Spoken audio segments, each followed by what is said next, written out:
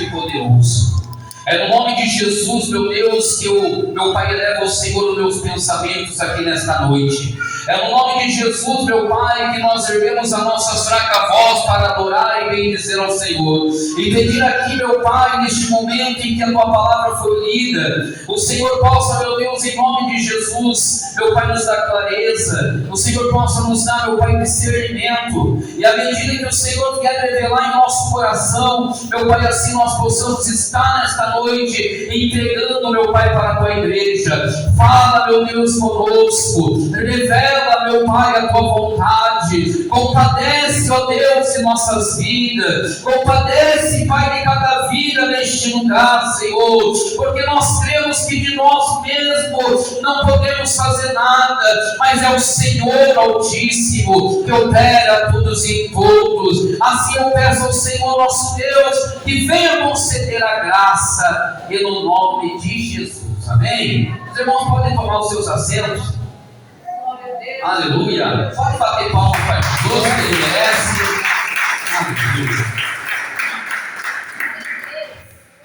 Aleluia. O nosso Jesus, tão maravilhoso, tão precioso, tão lindo que é o nosso Jesus, que Ele nos deu muitos ensinamentos.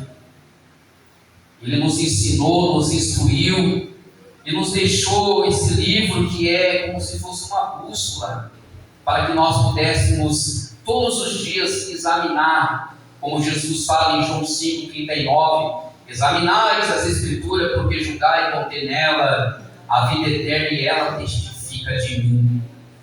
Paulo, ele chegou a dizer em Hebreus capítulo 1, versículo 1, que outrora Deus falava de muitas formas, de muitas maneiras, aos pais pelos profetas. Nos últimos dias Ele falou por intermédio do Seu Filho, que fez herdeiro de todas as coisas, pelo qual Ele fez o universo. Nós vemos o Senhor, Ele, em Gênesis, no capítulo 1, Ele cria os céus. Ele cria a terra, quando a terra era sem forma, a terra era vazia, e sobre os abismos havia trevas, mas sobre a face das águas pairava o seu espírito. Ele disse: haja luz, e houve luz. Deus pegou no pó da terra, em Gênesis 2, versículo 7, e formou o homem. Soprou sobre o homem o fôlego de vida e fez o homem uma alma vivente. Deus pegou aquele homem e colocou o homem em um extenso jardim. Deu a ele domínio, deu a ele autoridade, deu a ele toda a autonomia possível para ele dar nome aos animais, para ele cuidar, zelar daquilo que o Senhor havia colocado nas suas mãos. E disse Deus no versículo 17: de todas as árvores do jardim vós podeis comer livremente, mas essa aqui não, porque se você comer certamente você vai morrer. Houve então em Gênesis 3 a queda do homem, daquele que Deus havia criado à sua imagem e semelhança. Então Deus, Ele deixou uma grande revelação no versículo 15, dizendo que a semente da mulher contenderia com a semente da serpente, o qual a semente da serpente teria a sua cabeça esmagada, porém feriria o calcanhar. Quando os discípulos pregavam em Jerusalém, a Bíblia vai dizer em Atos dos Apóstolos 3, versículo 21, que de Moisés ele disse: olha, o Senhor vai levantar entre nós um varão semelhante a mim, o qual ele, em tudo que ele disser, vós ouvirei. E aquela alma que não ouvir a voz desse profeta, que seja exterminado da face dessa terra. E aqui está um breve ensinamento de nosso mestre. Ele vai falar sobre um juízo temerário, sobre o julgamento. 3 noites atrás eu tive um sonho, e Deus me levava para um intenso deserto. E no caminho desse deserto eu encontrava meu sogro que caminhava juntamente comigo. E nós chegávamos em um lugar, e esse lugar era uma igreja. Essa igreja ela estava toda decaída. Essa igreja ela estava em uma situação que ela precisava de uma reforma. Mas o interessante é que ali havia pessoas naquele lugar, cuidando daquele lugar. Mas as pessoas não estavam vestidas assim, terno, gravata, eles estavam vestidos como um ser humano comum, como se vestimos, como saímos para trabalhar, como saímos para passear. E aquelas pessoas, ela defendia aquele lugar de uma forma com uma autoridade tão grande que, dentro desse sonho, eu e meu sogro, nós conversávamos com ele, até eles entenderem que nós não estávamos ali para tomar o lugar, mas sim para ajudar. Então, no meio dessa conversa, nós saímos em uma missão e começamos a evangelizar alguns jovens, dizendo para eles: olha, vocês vão subir até ali que vai ter um culto de jovens naquela igreja. E o Senhor, Ele me levou ao entendimento que muitas das vezes nós jogamos o livro pela capa. Nós não lemos, nós não interpretamos ele, nós não procuramos saber o que ele quer nos ensinar, o que o livro quer nos dizer, o que ele quer nos passar, e logo nós aprendemos. Nós olhamos para pessoas e muitas das vezes olhamos para aquilo que nós temos, somente o superficial. Mas nós não procuramos saber o que aquela pessoa tem para nos dar de ensinamento, o que aquela pessoa pode nos passar, o que está acontecendo com a vida dela, por que era uma pessoa que anda muitas das vezes com a cabeça baixa. Mas o Senhor, Ele disse que à medida que nós julgamos, nós também seremos julgados. E quando nós lançamos um julgamento a certas pessoas, o próprio Deus, Ele vai nos julgar. Quando nós olhamos para aqueles discípulos que foram enviados para aquela missão, em Mateus 10, versículo 1, primeira coisa que Jesus fez, Jesus deu autoridade para eles. Segunda coisa que Jesus falou para eles, falou para vocês, vão orar sobre os enfermos para que eles fossem curados. Terceira coisa que o Senhor Jesus falou para aqueles homens no versículo 5, e diante as ovelhas perdidas da casa de Israel. Terceira coisa e quarta coisa foi o que o Senhor Jesus disse: de graça recebeste e de graça também dá. Aqueles homens saíram com esse único propósito de ir adiante as ovelhas perdidas e não olhar para a aparência de ninguém, mas todos aqueles que o Senhor colocasse no seu caminho ou na casa que eles entrassem, então eles olhariam como se eles estivessem olhando, eu e você olhando um dentro dos olhos do outro hoje, e falassem tudo aquilo que eles aprenderam com o mestre.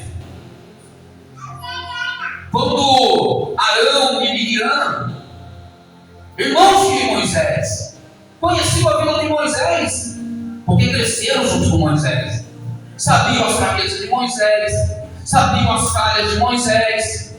E no capítulo 12 de Números, eles vão questionar Moisés acerca da mulher cocida que ele havia tomado.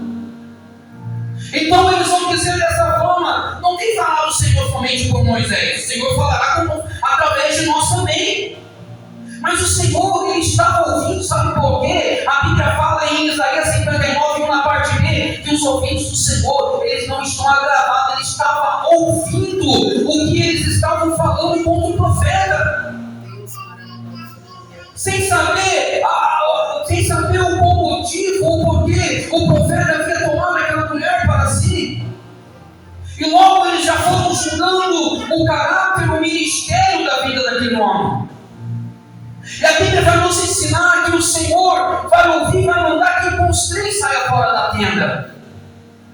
E versículo 6 o Senhor vai dizer: ouve a minha palavra, se eu, o Senhor, colocar um profeta no meio de vós, eu falarei com ele através de visão, eu me manifestarei a ele através de sonhos. Mas não é assim com meu servo Moisés, porque ele tem sido fiel em toda a sua casa. Ele fala comigo face a face, eu falo com ele claramente, e ele conhece a forma do Senhor. A ira de Deus se acendeu naquele momento, e de imediato Miriam se tornou uma mulher leprosa, porque ela falou contra a vida de um homem de Deus. E todos aqueles que falam da vida, seja de qualquer pessoa, pessoa, ou seja, de um homem de Deus, uma mulher de Deus, ou de uma pessoa comum, ou de um católico, ou daquele que não frequenta nenhum credo religioso, com Deus eu tenho que prestar conta. Porque Ele que é o nosso juiz.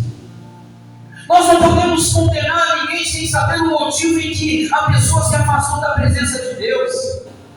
Nós não podemos julgar ninguém o motivo em que a pessoa levou para cometer certos erros na sua vida.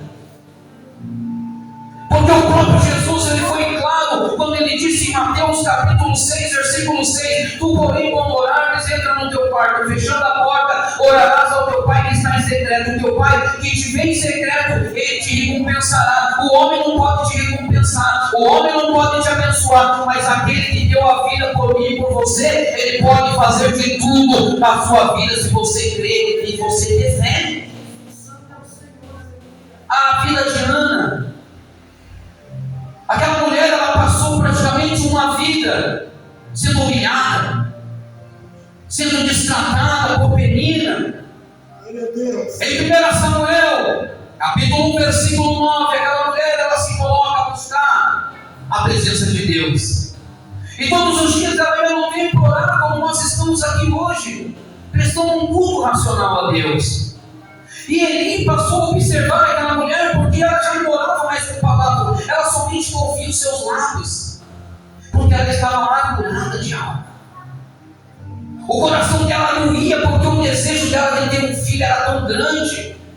E quando ela olhava para a Penina, humilhando acerca, porque ela tinha filhos e Ana não podia ter filho, porque era uma mulher estéril, ele passa a observar aquela mulher e vai colocar sobre o seu pensamento que aquela mulher, ela está embriagada. Ele vai chegar a dizer para aquela mulher no versículo 14: aparta-te, mulher, do vinho. Mas ela vai olhar bem sério para a vida de Eli e vai dizer: olha, eu não estou embriagada do vinho, mas eu estou amargurada de alma.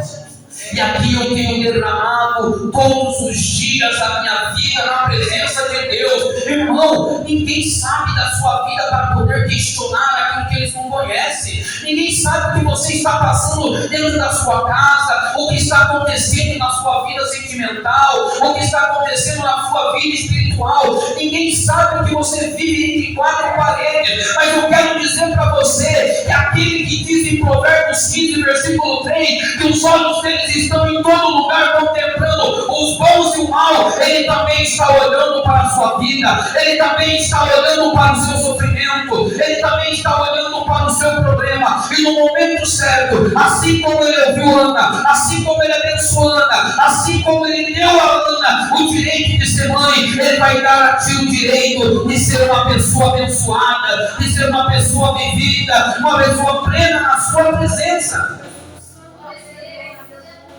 Porque ninguém conhece a nossa vida para poder levantar um juízo. Ninguém pode olhar para você e questionar, porque Deus conhece o que está aqui dentro. Quando os discípulos reunidos estavam no cenáculo, em Atos dos Apóstolos, capítulo 2, eles estavam, todos eles, só num propósito. Mas quando veio o poder de Deus sobre aquele lugar e todos foram cheios do Espírito Santo, a Bíblia vai dizer que no versículo 5, todos os que estavam lá fora começaram a olhar o que estava acontecendo lá dentro, querendo saber o que se passava, porque aqueles homens estavam falando em aquelas línguas diferentes, línguas do seu próprio país, língua que vem desde a sua maternidade. Uns vão até mesmo zombar, dizendo: esses homens estão embriagados, porque eles não sabiam o que estava acontecendo lá dentro. Como que ninguém sabe, irmã, o que está acontecendo aqui dentro da igreja hoje. Hoje pode passar uma pessoa lá fora, olhar você sentado e perguntar por que ele está fazendo ali, o que ela está fazendo ali. Mas quando eles entenderem o que você está fazendo aqui, então eles vão chegar, eles vão dizer: não, eu sei o que eles estão fazendo ali. Eles estão buscando a presença de Deus, eles estão buscando a palavra de Deus, eles estão buscando as diretrizes para que eles possam ter uma vida plena com Deus. nossa família. Nós precisamos pagar o preço pela nossa família. Paulo ele chegou a dizer que aquele que rejeita os seus, ele é pior do que infiel, já negou a fé. E quantos irmãos que, nos nossos dias de hoje, procure pensar, puxar no seu raciocínio, quantas pessoas que hoje estão afastadas, que você conhece dentro da tua casa, da tua família, que serve a Deus? E quantos que tiveram um caminho abençoado e ao longo da sua caminhada desistiram? Por causa do julgamento, por causa das críticas, por causa das palavras, por causa do olhar. E muitas das vezes, irmão, uma palavra ela dói mais do que você levar um tapa. Porque a palavra ela tem um poder, e o próprio Jesus ele disse, em Lucas 21, versículo 33, pode passar os céus e a terra, mas a minha palavra ela não passa, como o profeta Isaías também disse, capítulo 55, versículo 11. Assim como a chuva desce do céu e para lá não torna assim, são as minhas palavras. Elas não voltam vazia, antes que ela se cumpra para o desígnio que ela foi enviada. Jesus ele disse em João 7, versículo 24, não julguei segundo a aparência, mas julguei segundo a reta justiça. Nós somente julgamos, irmãos, aquilo que nós vemos.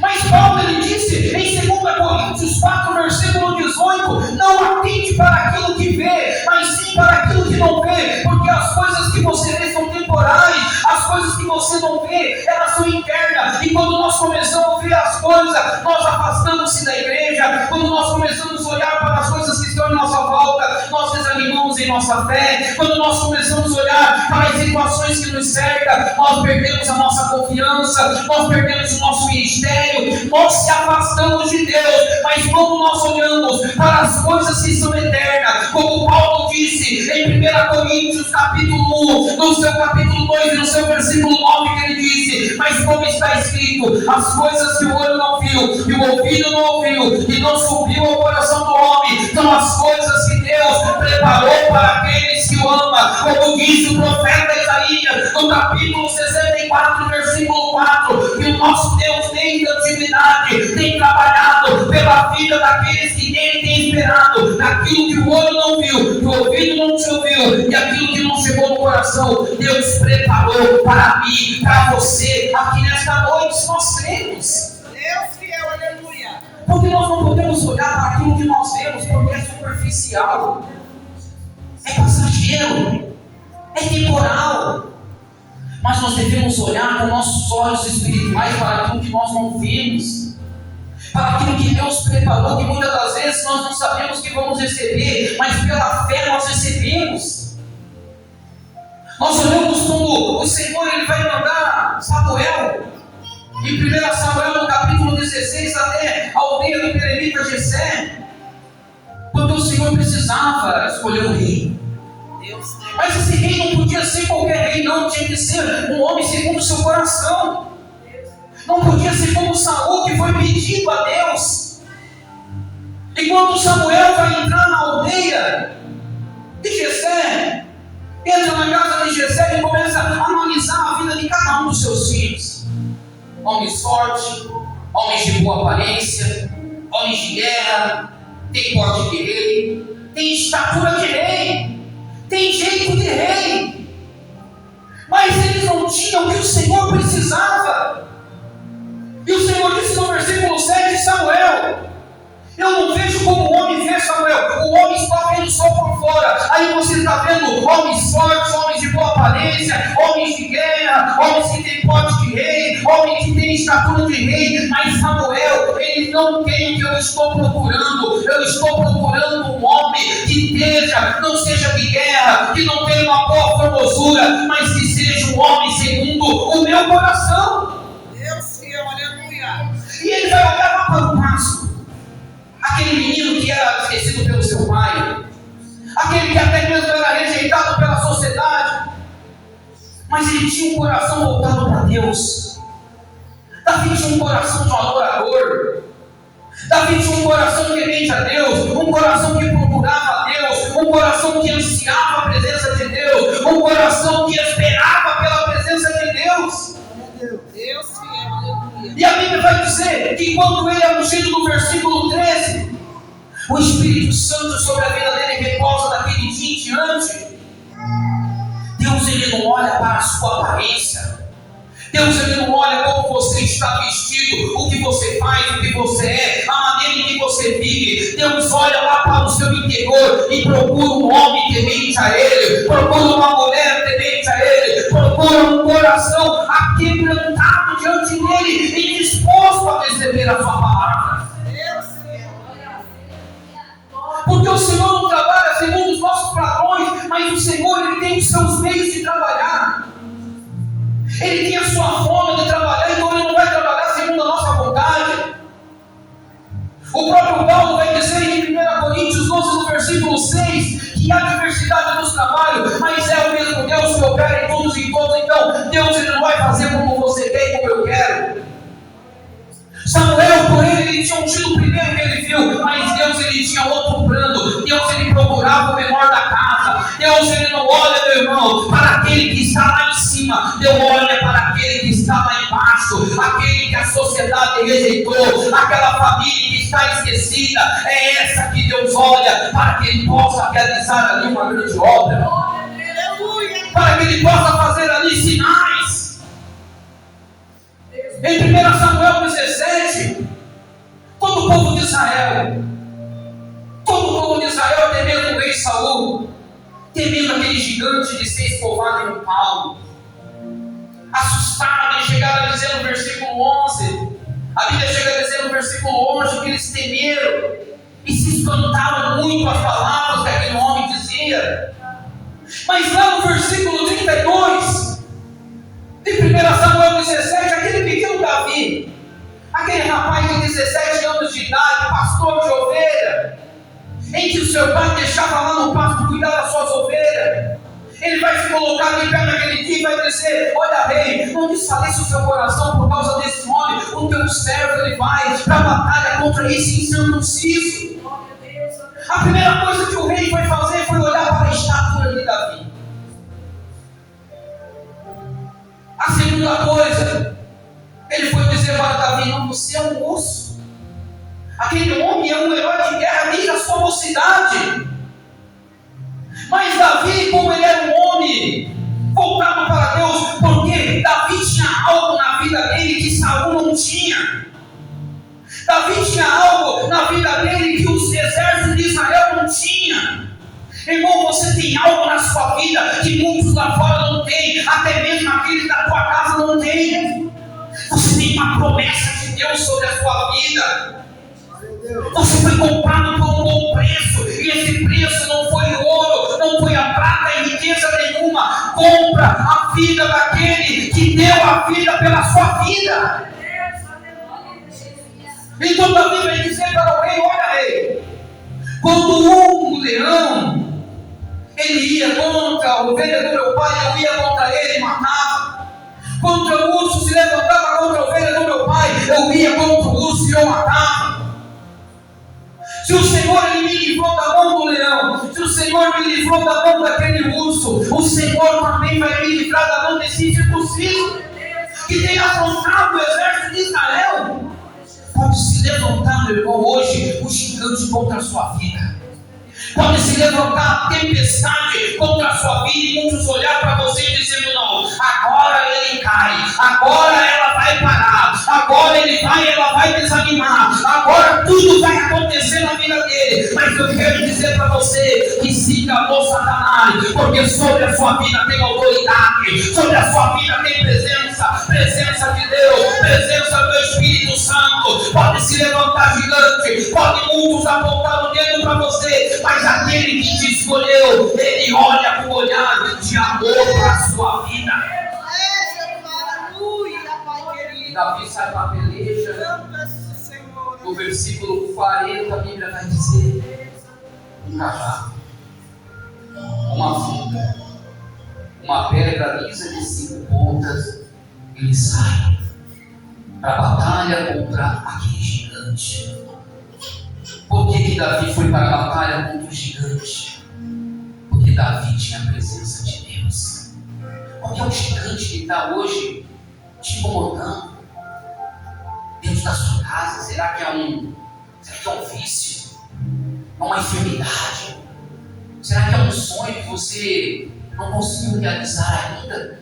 É aquele gigante que está atravessado no seu caminho, você não sabe como vencer. Você está como José. Em Gênesis 37, versículo 24, dentro daquela cisterna, sem água e vazia, somente olhava para cima e via a luz. Sem ninguém para te estender as mãos, sem ninguém para te ajudar. Mas aqui dentro você tinha certeza que o Senhor, naquele momento, iria te estender as mãos para você, porque lá em Isaías 59:1 diz que a mão dele não está encolhida para que não possa salvar. Louvado seja, engrandecido o nome do Senhor. Quando o Senhor Jesus ele entra na cidade de Jericó, em Evangelho de Lucas 19, talvez aqui quem leu a passagem não vai entender qual que foi o propósito de Jesus lá dentro. Jesus havia acabado de curar, mas ele vai entrar naquela cidade porque Jesus ele tinha um único propósito no coração: era pousar na casa de Zaqueu.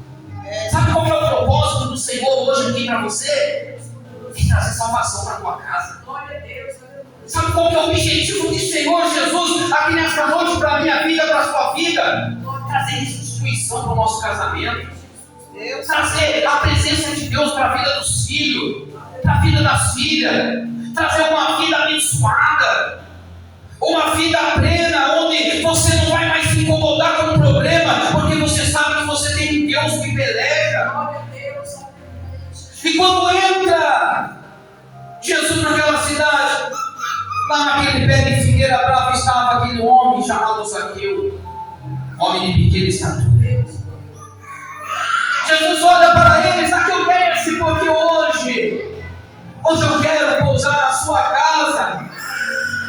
O Senhor nesta noite está chamando você para descer. Mas como que eu vou descer? Eu não estou em cima da figueira, não, meu irmão. É lá em Jeremias 18, o Senhor está te chamando para você descer na oraria dele, e ali você possa ouvir o que ele tem para te dizer.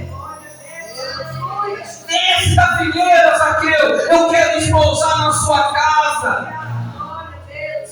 Mas aquele que gosta de apontar o dedo estava ali sempre observando. Aquele que gosta de questionar estava sempre ali, ó, só espreita, só olhando, analisando o que Jesus ia fazer. A primeira coisa que aqueles homens vão dizer: mas como pode Jesus entrar na casa do pecador? Na casa do cobrador de imposto? Irmão, o Senhor não veio para salvar justo, não.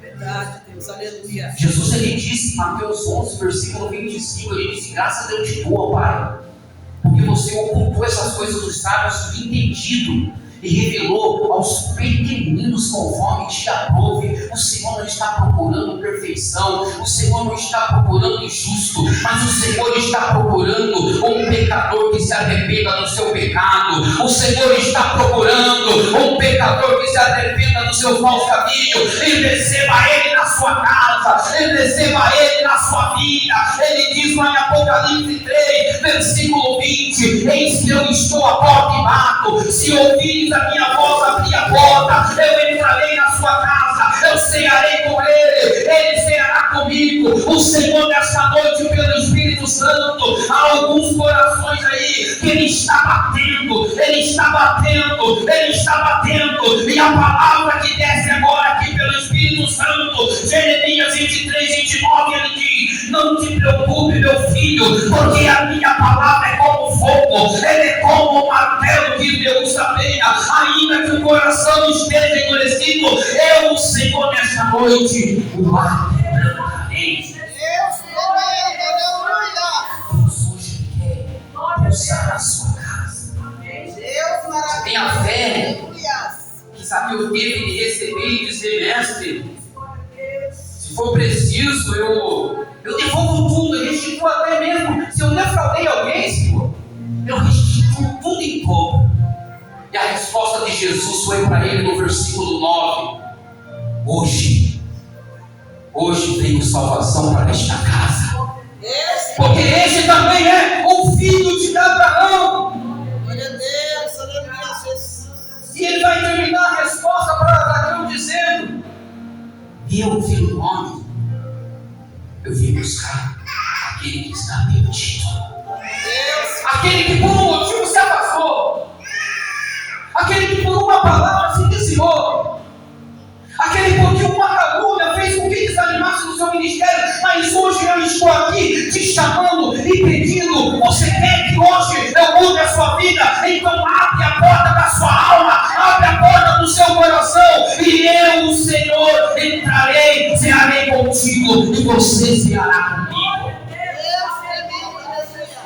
Mais milagres do que viram aquele povo que estava em Israel, que saiu da cidade do Egito. Um povo que mais viu milagres foi um povo que estava no deserto. Além de dizer as 10 pragas dentro do Egito, eles viram sinais no deserto, eles viram milagres.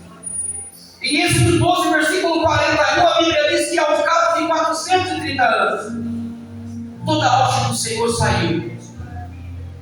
E lá no deserto, em Êxodo 3, versículo 21, o Senhor guiava os seus caminhos com uma coluna de nuvem durante o dia, uma coluna de fogo durante a noite, a fim de iluminar o caminho para que eles pudessem andar tanto de dia como de noite. E nunca se apartou dele a coluna de nuvem durante o dia, nem a coluna de fogo durante a noite, porque o Senhor ia diante daquele povo de Israel.